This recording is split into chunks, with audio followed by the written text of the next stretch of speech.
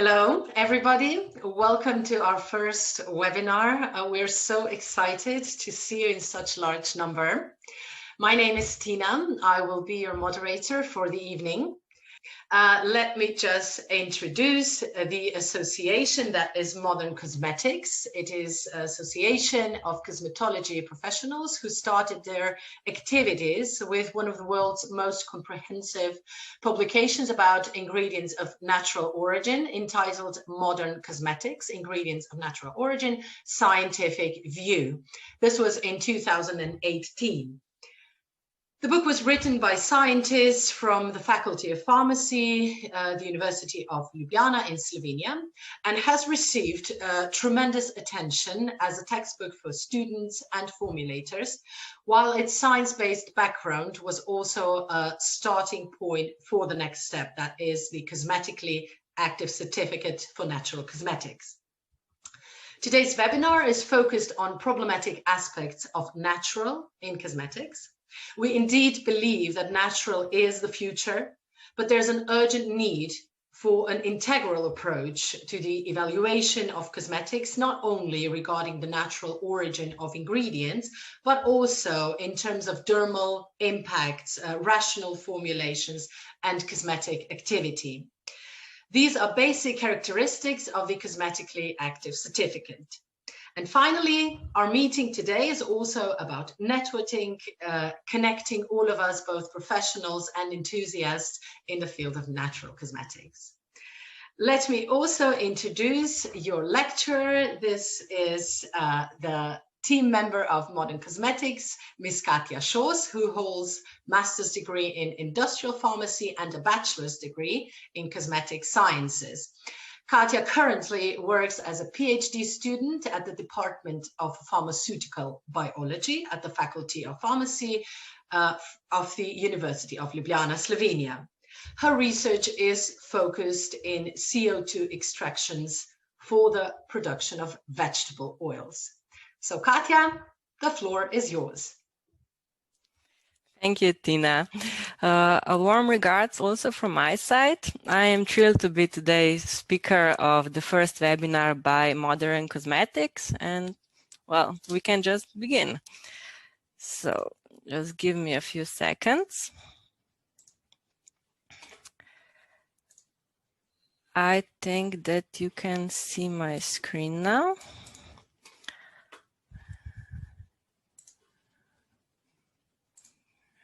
Okay.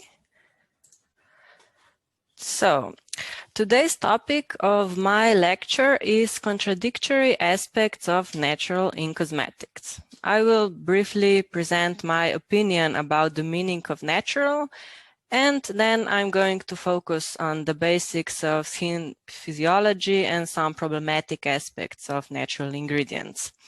I will also briefly mention the existing certifications for natural cosmetics and the necessity of their existence. And of course, I will also present a new certificate on the market, Cosmetically Active, and its importance. So for a long time now, natural cosmetics were a niche in cosmetic market, but in the last decade, happily, we can all say that natural cosmetics are a growing trend, and even the biggest conventional brands want to take a part in it. So like it's written on the slide, everybody is going natural. Natural products are more and more valued among the customers, but we still do not have a real definition of them. Why is that so? Well, in regulations for cosmetic, a definition of a natural product doesn't even exist. So anyone can do a criteria of what is natural for them. This is, of course, causing confusion between customers when they are deciding what products to buy. And same goes for formulators when they need to decide which criteria they are going to incorporate in their products. Right now, only certification institutions address this problem. And even here, we have different criteria. But why is the term natural cosmetic so confusing? Don't we all know what natural is? So like I mentioned before, there is no one united definition of what are natural cosmetics and which are natural ingredients. The answer really depends on who you're asking. And this is the reason that I won't put a dot at the end of this definition today. I just want to explain to you some aspects of natural. What do we need to take into account when we are deciding which ingredients or which product is the most suitable for us, for our needs? The first explanation is natural is everything that is found in nature, and it's not man-made. But, well, there is always a but. This definition would not allow the use of plant oils. Why? Plant oils are, after all, man-made, for example, with cold pressing.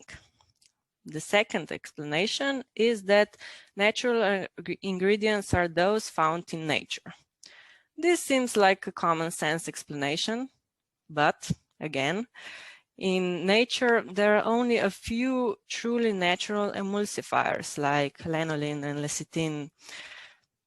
So can we really make such a wide range of cosmetic products with such limited selection? I believe that all formulators would agree with me here that this would be really challenging.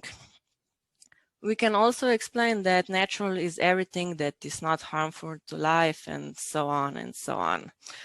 Maybe one of the simplest definitions here would be that natural cosmetics present an alternative to conventional products.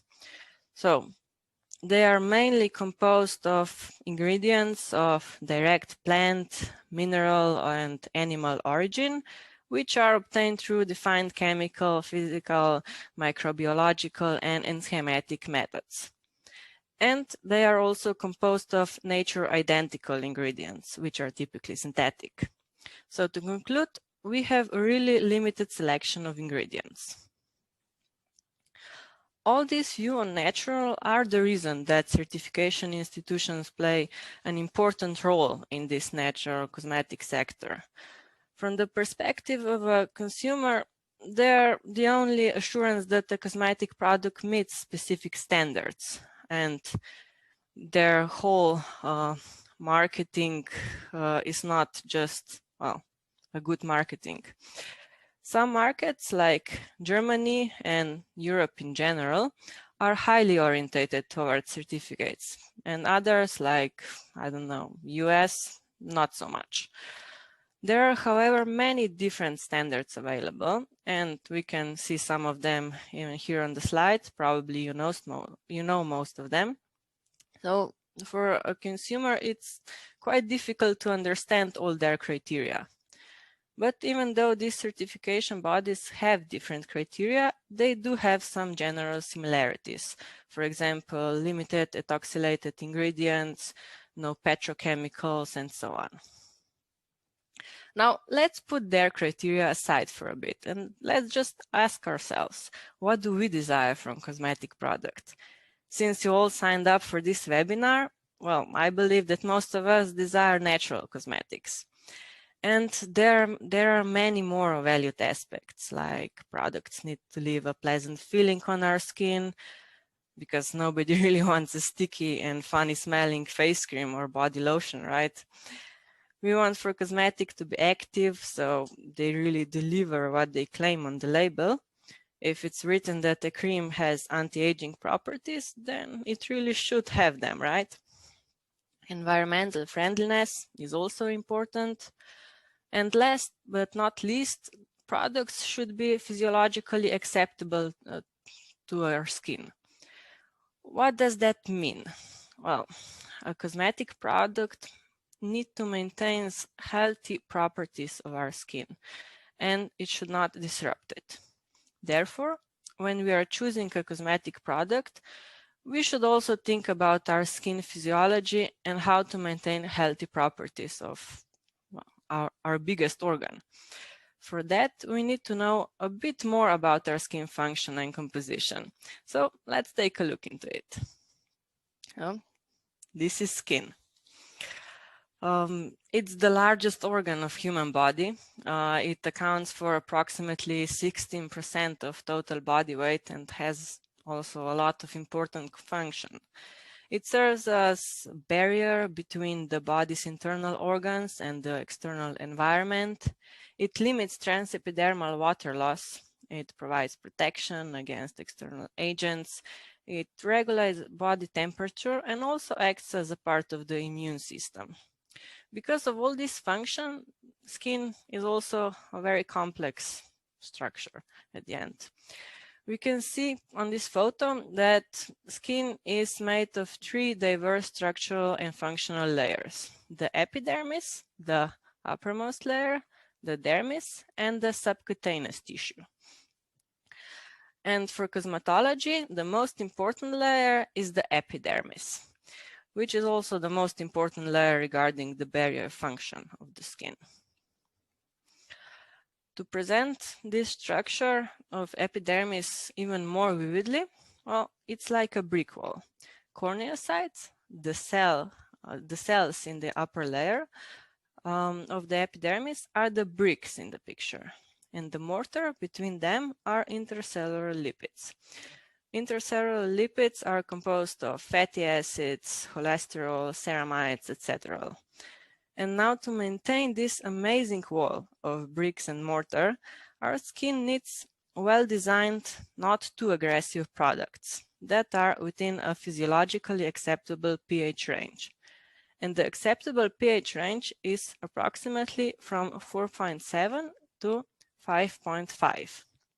Now, with all that knowledge about our skin, let us take a look at some most common groups of ingredients which are considered natural. Even though I am a true supporter of natural cosmetics, I'll begin the slide with an often neglected fact about natural ingredients. The fact is that not all ingredients that come from nature are the best choice for our skin or our hair. And here we have a very common example: soda. You can find millions and millions DIY recipes, opinions, testimonials that this is a great natural ingredient. It's widely used in deodorants, in shampoos, and so on and so on. So soda sounds very natural and very useful. But from the chemistry point of view, soda is actually sodium bicarbonate. It does occur in nature, but daily use soda is typically produced via Solvay process. We could now discuss if soda is a natural ingredient at all because it's made in a lab and not taken from nature. But much more important question that I can see here is if soda is good for our skin. pH value of a saturated solution of soda, it's about 9. Now think about the physiological acceptable pH of our skin, around 5, right? Now another similar example used by humans since ancient times is cold processed soap. Here is some basic chemistry behind classic soaps.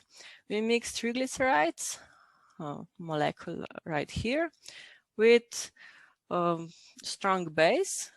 Usually it's sodium hydroxide or potassium hydroxide, and we get the soap. So the final product, the soap, is actually a bit alkaline with a pH of soap solution from around 8 to 9. And again, this is far from appropriate pH for the skin. Poorly made soaps actually may even contain leftovers of sodium hydroxide, and pH over in that case can go up even to 10. Now, I don't want to say that soaps are bad for us, just that we need to think about this pH if we use them daily or even a few times per day.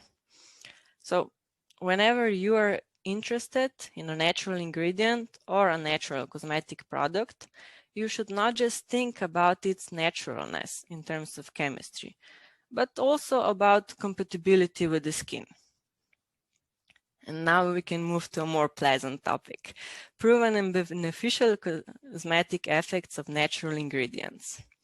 Ingredients of natural origin are a cornerstone of cosmetic products, natural and conventional. For example, glycerol, one of the most effective and commonly used moisturizers. Vitamin E, an antioxidant. Vegetable oils, one of best emollients. We know cosmetically active ingredients with tonic, anti-inflammatory activity, and so on and so on. Their benefits are unquestionable here, particularly in the term of dermal and environmental aspects. However, it is our responsibility at the end to use them safely and to use them in the most beneficial way possible. A good example of great but poorly used natural ingredient is ceramides. Ceramides are the main intercellular lipids of the stratum corneum and are crucial for the proper organization of lipid lamellar phases.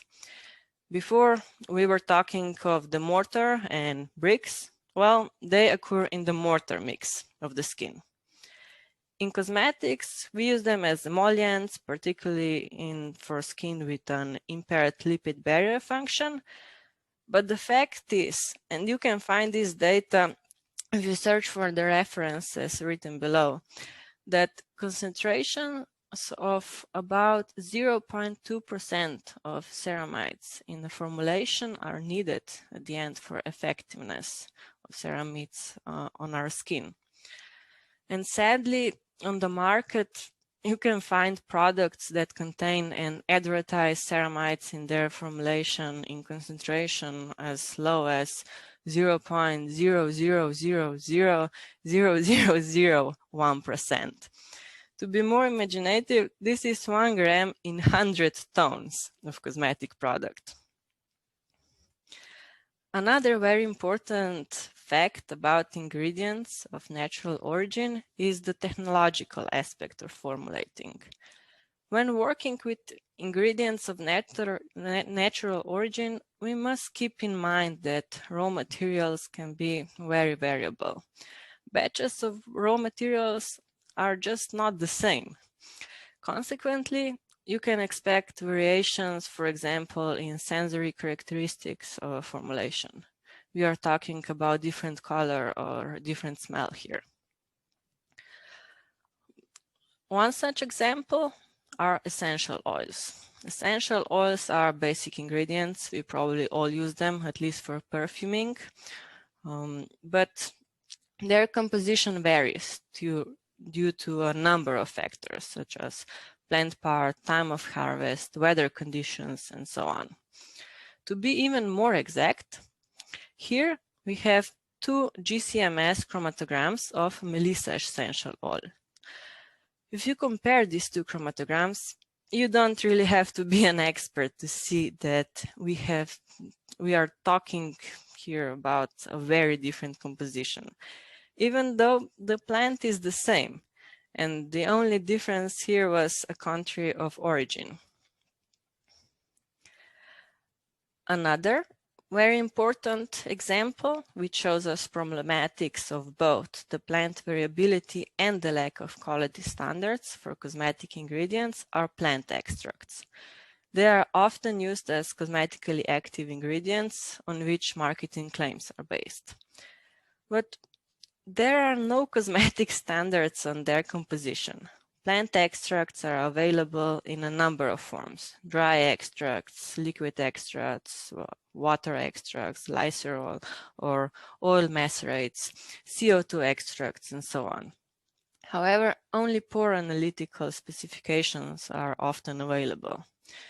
For example, one of the most important parameters for the evaluation of plant extract is a drug-to-extract ratio, DER. It's a must when we are talking about pharmaceutical quality, but in cosmetic it's only a recommendation. And what does the DER mean? So here we can see rosehip fruits. And let's say that we need to make 1 kilo of the rosehip extract. Okay, we can make that extract from 1 kilo of fruits or from 10 kilos of fruits.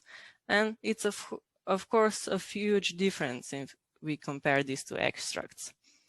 So from a formulator's point of view, if you don't have a defined DER or other parameters that tells you how much of a plant or individual cosmetically active compound is in your extract, how can you then know how much of extract you need to put into your formulation to achieve an active concentration at the end?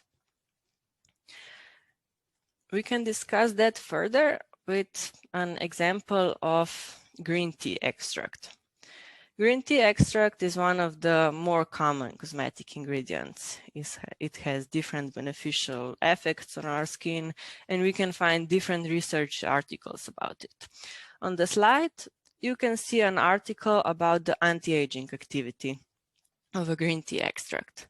Okay, perfect. Well, I will develop an excellent anti-aging cream for women in middle ages because, well, we all want to be young forever, right? And I want to include green tea in the formulation. In the conclusion of the article, I can find data that 0.008% of pure undiluted extract does have anti-aging activity. Now, let's go search for a proper extract. And here we have an example of the first extract that I found. The supplier doesn't provide any information about the composition. Actually, the only information from which I can evaluate the quality of this extract is color, which is light pink to amber. Okay, so I don't have really an idea of how much of a plant or cosmetically active ingredients are in the extract, and I'm going to search some more. And here is the second extract.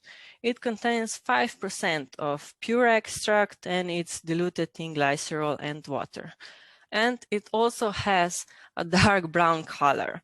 The supplier also provides the content of caffeine, tannins, and some other cosmetically active ingredients. And after some calculating, I also figured out that the recommended concentrations for the use are comparable to research data. So we have a winner.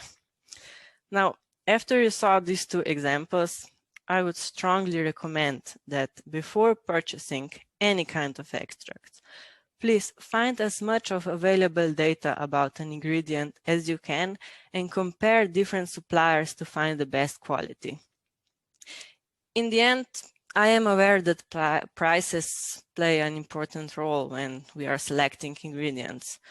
But if there is an increased demand for raw materials of suitable quality, manufacturers will surely adapt and provide what their customers demand.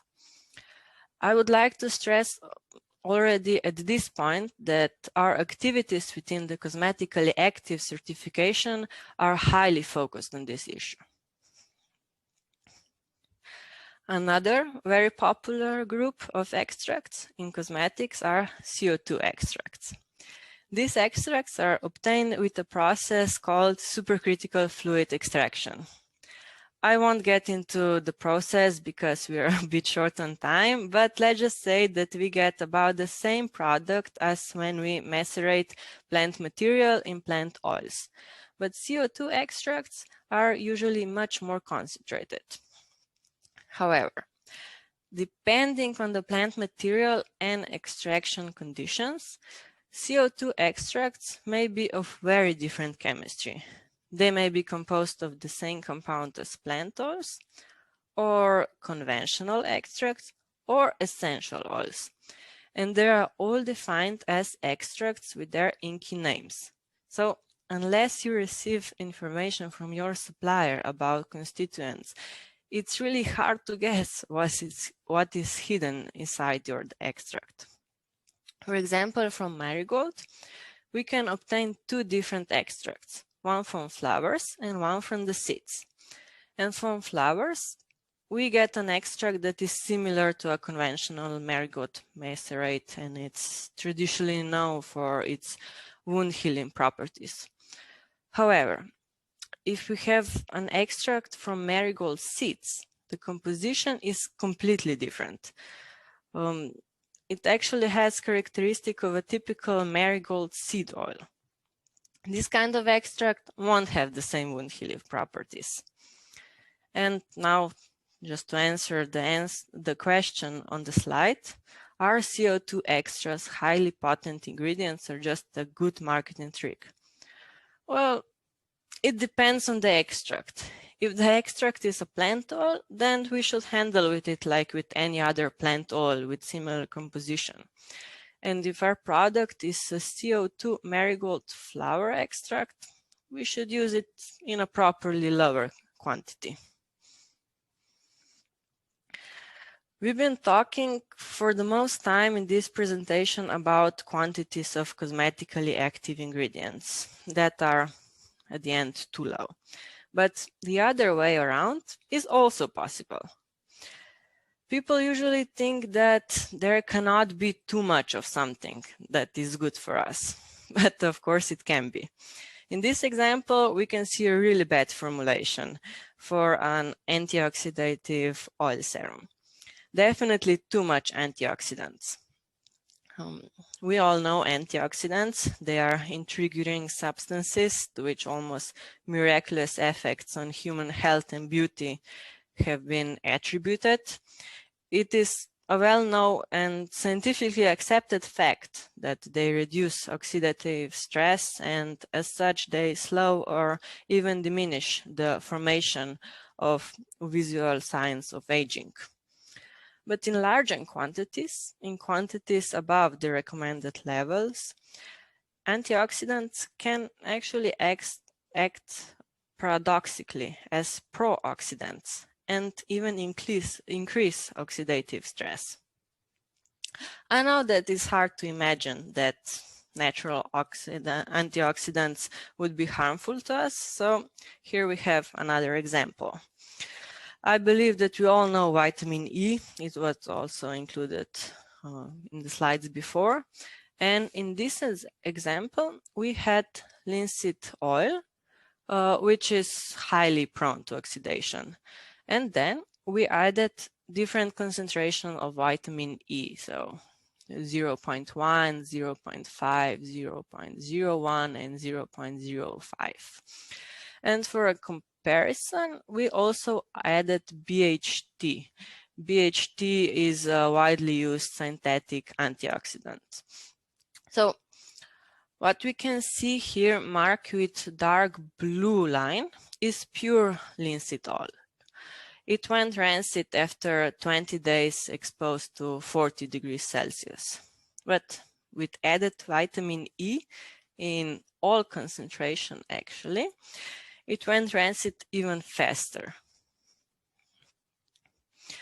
So for the end of this presentation, I would like to sum up the most important aspects we discussed today. Or in other words, what are also key principles of cosmetically active certification?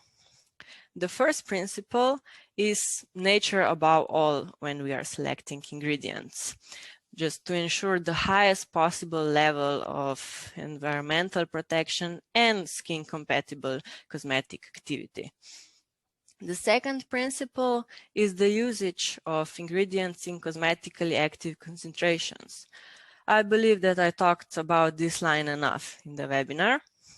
And the third one is the third principle is the rational use of ingredients, or in other words, the less is more principle. The last one, it's a high quality of raw materials, especially those on which activity claims are based. Since a lot of you are interested in natural ingredients, and I know that there is a lot of misinformation circling around, I would also highly recommend you to study the publication on the photo. This is the book Modern Cosmetics. It is the world's most comprehensive book on cosmetic ingredients of natural origin, and it was written by my colleagues at the Faculty of Pharmacy. And especially for our first webinar, you can also use a promo code with an 8% discount. So I would like to thank you again for your attention. If you have any additional questions after the presentation regarding the activity of cosmetic ingredients, you can also write to my email, katya@moderncosmetics.com. And if you have any question about the certification, you can write to info email. Thank you. And I hope I wasn't too long. So I'm turning word back to you, Tina. Thank you, Katya. This was all very interesting and informative. We can say that the Cosmetically Active Certificate brings a new wind to the cosmetic sector, as well as trust by adding a scientific perspective to the evaluation of cosmetics. The certificate has already achieved attention, and first brands have passed a thorough certification process. You can see their logos on this last slide. Now, before we start with questions, I would like to remind you, if you enjoyed this webinar, sign up for Cosmetically Active News and you'll be informed about the coming webinars.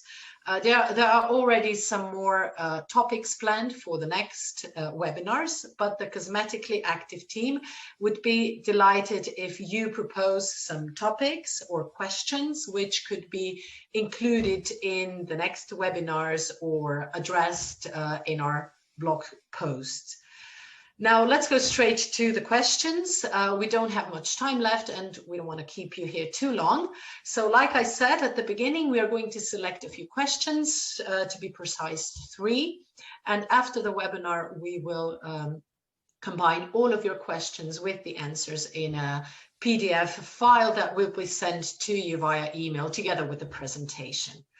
So the first question, if I have a formulation with 4 essential oils in it, would the certification body demand to include each of them in concentration of 0.5% or higher to get the active concentration in the product?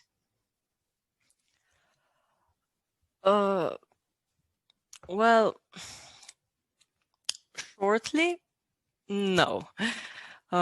In this kind of situation, of course, we need to think about the synergy of cosmetic ingredients, and essential oils are acting synergetically. So if we would talk here about face cream, this would be 0.5% for the whole essential oils.